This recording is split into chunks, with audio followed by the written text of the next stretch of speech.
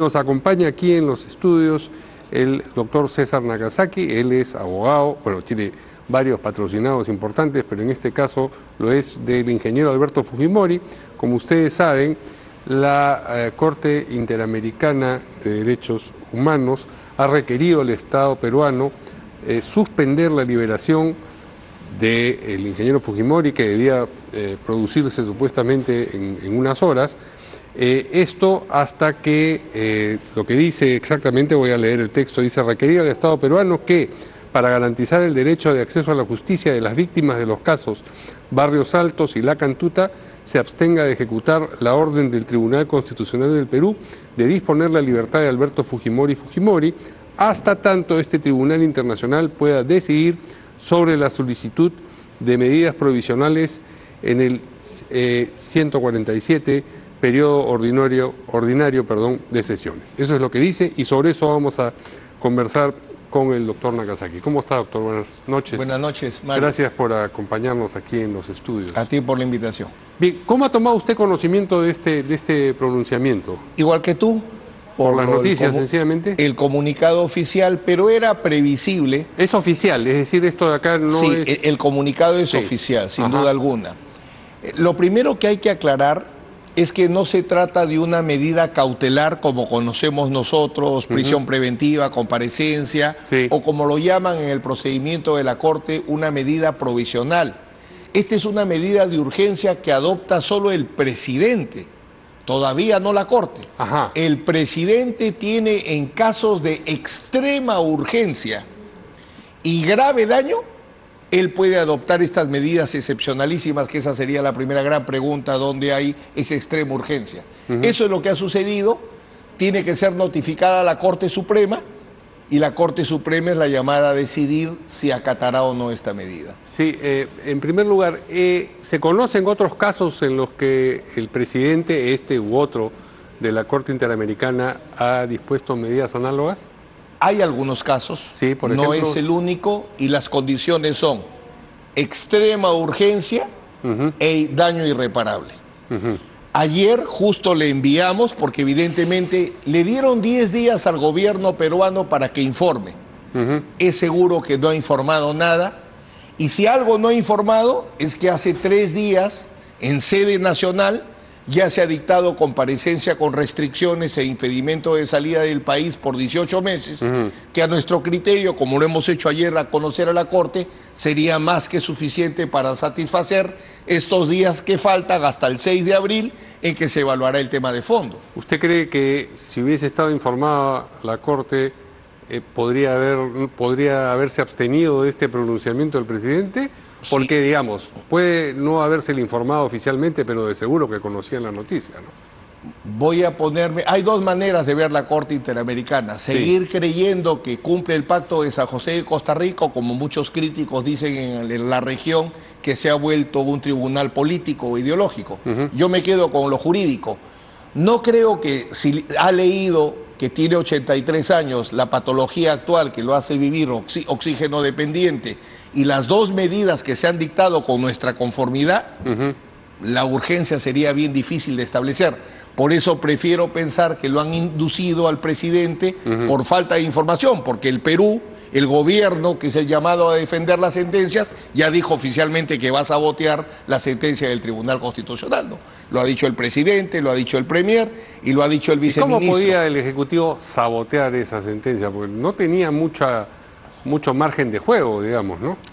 Yo te diría que lo pueden sabotear, y no sería la primera vez. Cuando yo sí tuve la primera oportunidad de ir a la Corte Interamericana, Diego García Sayán tuvo la gentileza de presentarme a los miembros de la Corte, y la reflexión que me hicieron fue esta: ¿qué gran diferencia hay entre ustedes y Colombia? Colombia su política antiterrorista la defiende con uñas y dientes. Ustedes siempre se allanan. Me dejó sin respuesta, obviamente, ¿no? Bueno, pero entonces, entiendo la asociación, pero quisiera que recorriese usted el camino entre lo que le ocurrió esa vez y cómo así este gobierno podía de acuerdo a la Constitución, es el Ejecutivo quien tiene que cumplir y hacer cumplir las sentencias. O sea, quien tiene que defender la sentencia del Tribunal Constitucional era el Ejecutivo. De acuerdo.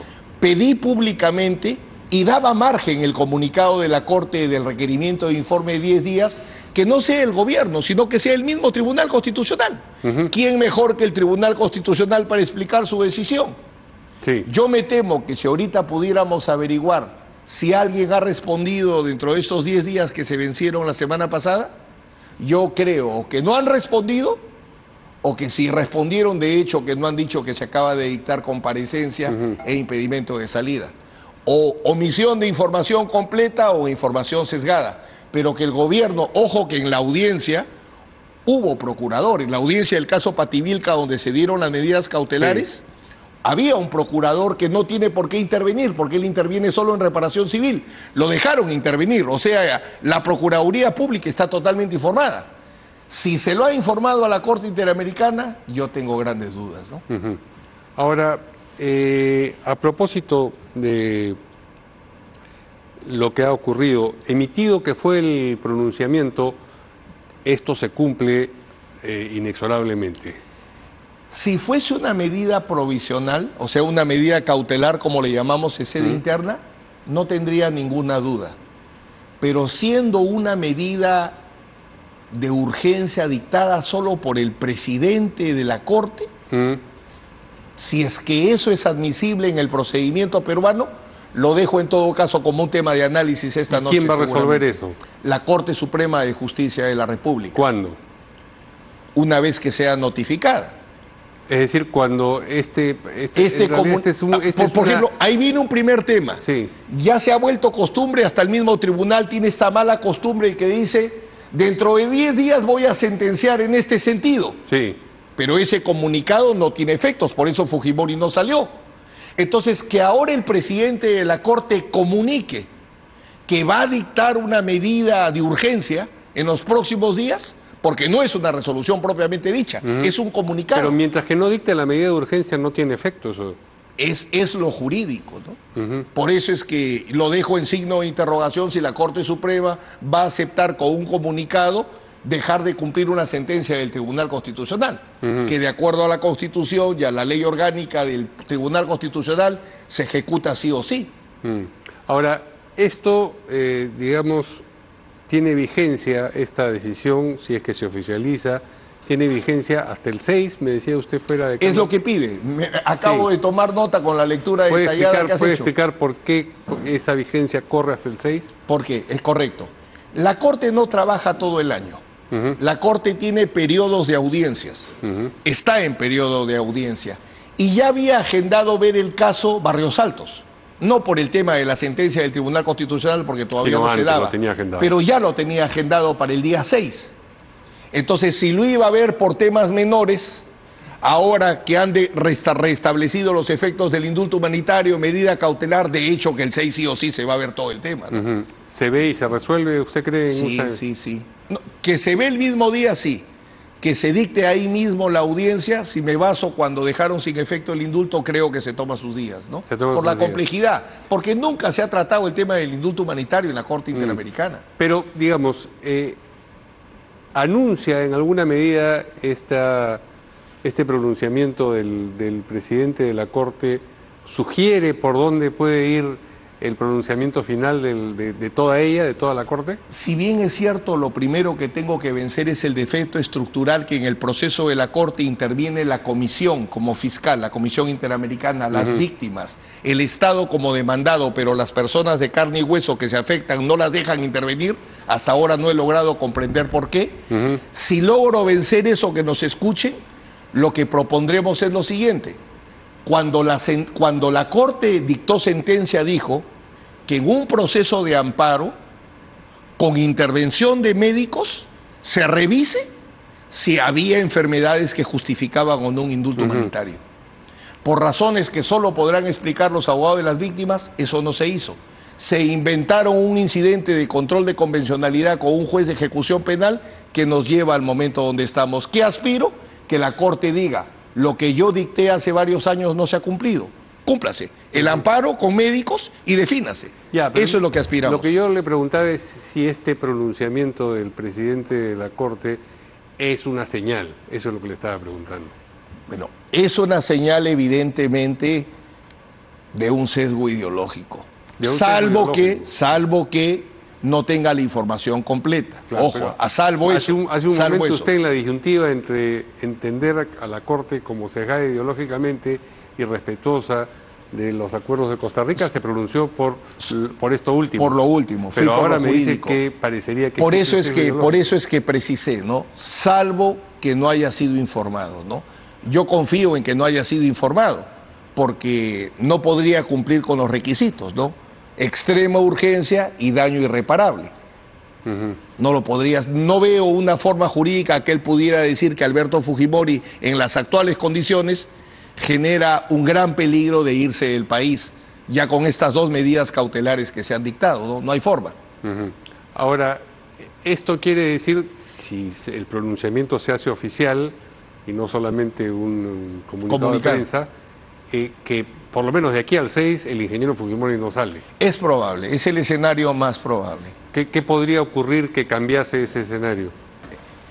Primero, que no se formalice la resolución. No, por eso puse eso como bueno, salvo eso, sí. Que la Corte, ya me refiero a la Corte Suprema, entienda que está obligada a acatar medidas provisionales que dicte el Pleno. Pero estas medidas urgentísimas que dicte solamente el presidente, yo no conozco ahí sí un caso que en el Perú se haya aceptado. Es más, me atrevería a decir que no existe. Así como te he dicho que en otros países sí he visto esta medida que adopta solo el presidente, creo que conozco los pocos casos en los cuales el Perú ha enfrentado este tema y nunca el Perú ha recibido es más, ni medidas cautelares, siempre han sido sentencias. Medidas cautelares entiendo sin problema porque también está en nuestra legislación, pero medidas que dicte solo el presidente de la Corte, yo creo que sería en todo caso un tema discutible, ¿no? Bien, entonces, eso zanjaría el asunto de aquí al 6 y, como usted me dice, después del 6 o con posterioridad al 6, la Corte podría tomarse sus días en dar un pronunciamiento final. Emitido que fuese, sin embargo, ese pronunciamiento final, ahí quedó la cosa. Se daría, depende de lo... Bueno, siempre va a resolver que sea el Estado peruano el que finalmente dé la solución. De acuerdo a cómo está estructurada la Corte Interamericana lo máximo que hace es decirle: Estado, violaste el Pacto de San José. ¿Cómo lo reparas? Soluciones internas. Por eso es que en aquella oportunidad no dijo si el indulto podía darse o no, si estaba bien o mal dado. Dijo: en la vía del amparo, tú revísalo. Es decir, le devolverá la responsabilidad al Estado peruano y si esa nueva solución del Estado peruano tiene personas disconformes o partes disconformes, puede volver a... Tú lo has dicho, estamos, si mi memoria no me falla, en el 11 procedimiento de supervisión de la ejecución de sentencia del caso Barrios Altos. No sé si habrá otra sentencia en la Corte 11 veces revisada. Bueno, pero en esa eventualidad, digamos, que hubiese una parte disconforme, eso vuelve a la Corte y la Corte... Hasta que la Corte dice, diga: me doy por satisfecha. Ha habido problemas con el Pacto de Costa Rica, si no lo ha habido, todo santo y bueno, y si sí lo ha habido, devuelve nuevamente la pelota Es correcto tu razonamiento, totalmente, es correcto. Esto puede ser entonces infinito. Bueno, lo único que el presidente se muera, ¿no? Eso creo que es lo único que podría... sí, no, pero no estamos tan lejanos, tampoco ya por el tiempo de cárcel y de enfermedad. Creo que eso parará porque alguna solución favorable a Alberto Fujimori, aunque sea que pase un mes fuera de la cárcel, jamás va a ser aceptada y por tanto el círculo es eterno. La única manera es que la Corte diga: me doy por satisfecha. Ahí sí ya nadie tendría nada que hacer, ¿no? En la defensa de Alberto Fujimori, de la cual usted forma parte, y en consecuencia también Alberto Fujimori mismo, ¿eran conscientes de que este era un desenlace posible? Bueno, no es el desenlace, pero un tránsito posible. Se lo señalé expresamente por la oportunidad. Como lo dije incluso con Flor, con Sol en Canal 4, cuando di mi primera opinión sobre este tema, el tiempo, así como hablan de tiempo constitucional, el tiempo no era el mejor porque estando la Corte funcionando y habiéndose programado ver el caso de Barrios Altos, evidentemente el momento no era el mejor. Por eso es que nuestro habeas corpus lo estábamos llevando buscando un tiempo más adecuado, ¿no? Sí, efectivamente. le pido una reflexión a propósito de este habeas corpus, el que finalmente acogió la mayoría del tribunal con voto dirimente, y el suyo. El suyo tenía algunas características distintas. Totalmente distintas. Totalmente distintas. Totalmente distintas. ¿Y sigue Era su camino radicalmente ese habeas corpus? Ese habeas corpus está para que se señale fecha para audiencia.